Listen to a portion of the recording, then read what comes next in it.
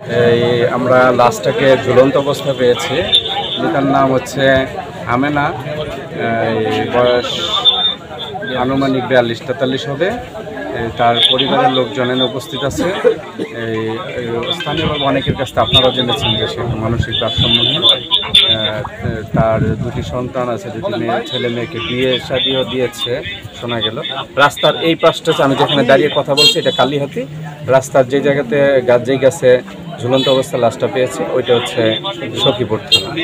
তো প্রাথমিকভাবে আমরা ধারণা করতেছি যেটা আত্মহত্যার ঘটনা, তারপরে ময়নাতদন্তের পর জানা যাবে প্রকৃত ঘটনা। একবার রাত্রে গেছিল গা খুঁজা পাইছে মনে হয় বাপের বাড়িতে। আমার মাঝে মাঝে দেখছি যাই ওই বাড়ির পাশে থেকে নিয়ে আসি। না না ফার্স্ট দেওয়ার কোনো চেষ্টা এর আগে করে নাই, মানে এই বাড়ি ও বাড়ি যাই করে। গত রাত্রে আমার ভাই বাড়িতে তুলাটা শালা আবার বলছে খাইরুলে এই নিয়ে এসে দেয় যে এখানে পরিস্থিতি। ওনার হাজবেন্ড এখানে আসছিল জি। ওনার আর একটা বিষয় আমরা জানতে পারলাম, ওনার কাছে টাকা ছিল, ইট ছিল, সোনা ছিল, ওটা বলে ওনার টাকাটা নিয়েছে। জি, আমার কাছে খাইরুল বলছে যে টাকাটা দিয়ে দিচ্ছে। ওরা আর ওইখানে আসছিল ওই দোপাই একটা কাগজ বাসা আমি জানি না, আমি নিশ্চয় নিয়ে গেছে। এটা সত্য? সত্য, এটা সত্য।